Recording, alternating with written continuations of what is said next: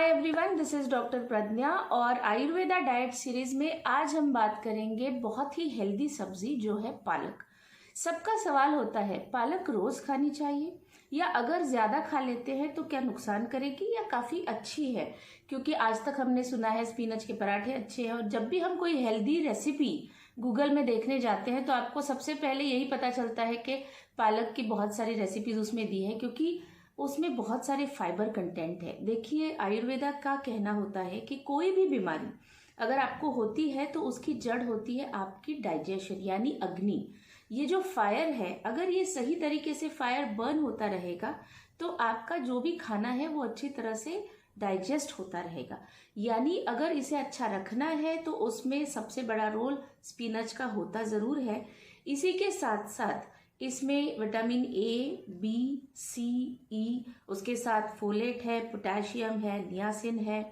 मतलब अगर हम देखेंगे तो जितनी चीज़ें जैसे आयरन, कैल्शियम, बॉडी में जितना कुछ चाहिए ये सब कुछ हमें स्पिनच से मिल सकता है।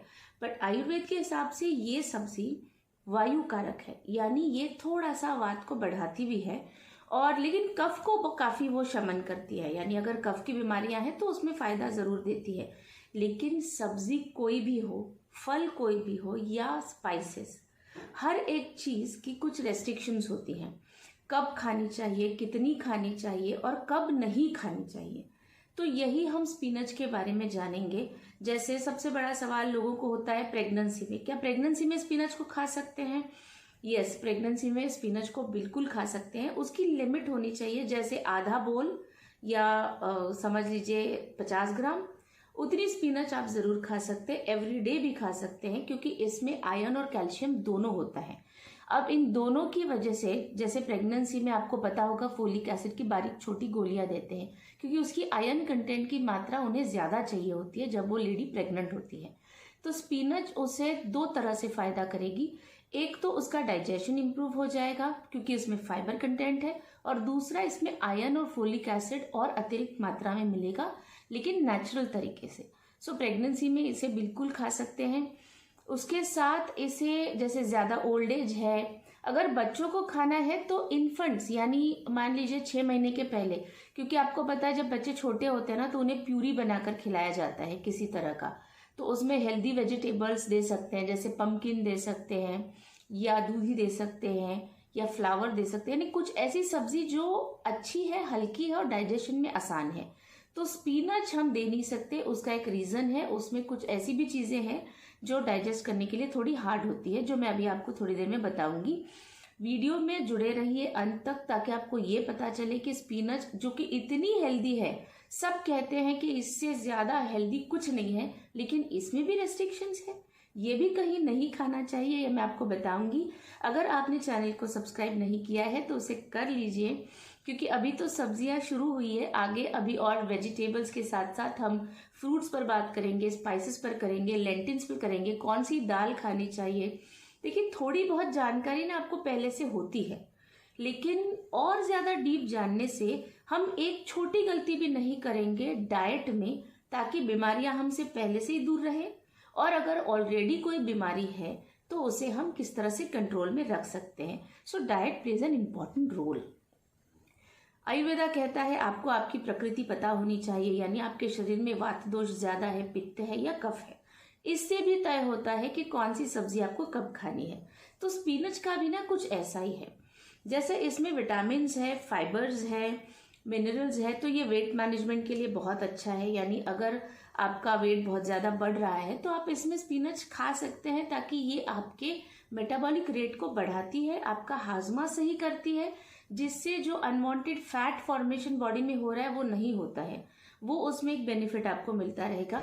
न्यूट्रिशनल फैक्ट्स बहुत ज़्यादा है, जिससे शरीर में ज़रूरतमंद सारी विटामिन्स, प्रोटीन्स, मिनरल्स हम उससे ले सकते हैं, वो उसमें फ़ायदा है। आयरन कंटेंट जैसा मैंने आपको बताया, कैल्शियम उसमें है, तो ये सारी चीज़ें ना स्पिनच में बहुत अच्छी है, जिससे हमें करना चाहिए, खाना चाहिए। अब इसमें एक और चीज़ आती है कि इसे रॉ खाना चाहिए या पका हुआ खाना चाहिए।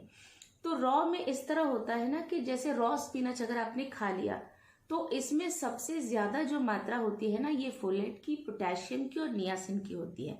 यानी अगर आप स्पेसिफिकली आपके शरीर में इन तत्वों की कमी है तो आप उसे रॉ खा सकते हैं। लेकिन अगर आपकी प्रकृति वात है, यानी आप रुक्ष है, आपको डाइजेशन की वैसे भी समस्या होती रहती है, तो आपको इसे रॉ ज़्यादातर नहीं खाना चाहिए, क्योंकि ये डाइजेशन करने में थोड़ा सा प्रॉब्लम दे सकती है।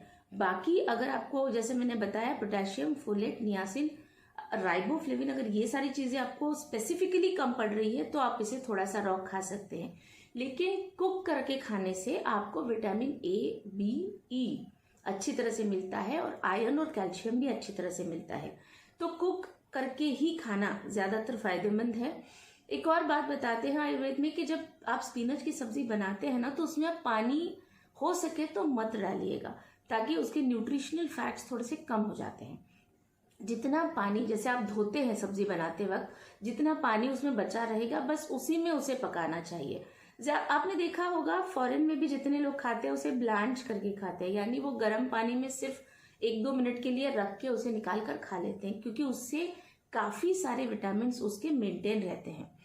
तो ये एक चीज़ होगी। अब पालक किसे नहीं खाना चाहिए, किसे तो मैं बताती हूँ, लेकिन सबसे पहले पालक आपको रेनी सीजन में नहीं खानी चाहिए, क्योंकि जब बारिश होती है ना, जैसा मैंने बताया, वायु कारक है, यानी वात बढ़ाती है। और बारिश में आपको तो पता है जॉइंट पेन कितनी होती है, तकलीफें कितनी बढ़ती है, यानी वात दोष वैसे ही बढ़ रहा है, तो उसमें आपको स्पिनच बिल्कुल नहीं खानी चाहिए। अगर छोटा बच्चा जैसे नहीं खाता है, वैसे ही बहुत ज़्यादा ओल्ड एज है, तब भी आपको स्पिनच नहीं खानी चाहिए, क्योंकि वो डाइजेशन करने में ज़्यादा आसान नहीं होता है। उसमें फाइबर है नो डाउट, लेकिन उसमें और भी चीज़ें हैं जो शायद ज़्यादा उम्र वालों के लिए अच्छी नहीं हो सकती।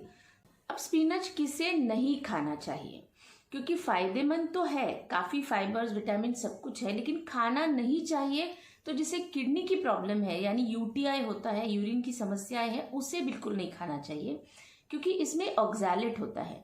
और ये जो इंग्रेडिएंट है ना, ये शरीर में बहुत ज़्यादा, मतलब फ्लश आउट करने में प्रॉब्लम कर देता है, यानी किडनी को बहुत ज़्यादा एफर्ट्स करने पड़ते हैं बाहर पुश करने के लिए, और ये हो नहीं पाता, और ज़्यादा मात्रा में ये किडनी के यहाँ पर जम सकता है, और जमने के कारण इसके स्टोन बन सकते हैं। तो जिन्हें स्टोन्स की प्रॉब्लम ऑलरेडी है, या जिन्हें डर बना रहता है कि पानी कम पीते हैं, कभी कभी बीच बीच में तकलीफ होती है, तो आप स्पिनच बिल्कुल मत खाइए, ताकि आपको ये स्टोन्स की समस्या बढ़े नहीं। और इसके साथ एक और बीमारी में आपको नहीं खानी चाहिए, वो है जॉइंट पेन। वैसे तो जैसे आर्थराइटिस है, आमवात है, इसमें तो बहुत फायदा होता है फाइबर का, क्योंकि डाइजेशन इंप्रूव होता है, but at the same time इसमें प्यूरिन है, जो कि आपके जॉइंट पेन में, जैसे एक बीमारी का टाइप होता है, जैसे संधिवात है, आमवात है, यानी आर्थराइटिस है, वैसे ही एक और समस्या होती है गाउट, यानी वात रक्त, जिसमें यूरिक एसिड की मात्रा बहुत ज़्यादा बढ़ जाती है, और छोटे छोटे जॉइंट्स पर स्वेलिंग और पेन शुरू हो जाता है। बाकी पूरी बड़े जॉइंट्स में या बॉडी में कुछ नहीं होता, लेकिन शरीर में जितने छोटे जॉइंट्स हैं ना, जैसे फिंगर्स हैं, पैर के आपके टो है, यहाँ स्वेलिंग होने लग जाएगी, और यहाँ पर दर्द भी काफ़ी होगा। कई बार तो इतना टेंडरनेस होता है, आप चीज़ें उठा भी नहीं पाओगे हाथ से। तो ये छोटे जॉइंट की जो प्रॉब्लम है ना, ये यूरिक एसिड से होती है, और ये प्यूरिन जो स्पिनच में है, ये इसके साथ थोड़ी इस लक्षण को बढ़ा सकता है, और आपके शरीर में ये वात रक्त की समस्या या तो पैदा हो सकती है, या अगर पहले से ही है तो बहुत ज़्यादा बढ़ सकती है। तो इन बीमारियों में स्पिनच को ज़्यादातर नहीं खाना चाहिए, वो उतनी हेल्दी आपके लिए नहीं होती है। साथ ही साथ अगर कैल्शियम, जिसमें कैल्शियम की आपके शरीर में मात्रा काफ़ी अच्छी है, तब भी आप इसे कम खा सकते हैं। और एक चीज़ मैं आपको बता दूं, स्पिनच को आपको रोज़ नहीं खाना चाहिए, हफ्ते में 2 या 3 बार आप खा सकते हैं।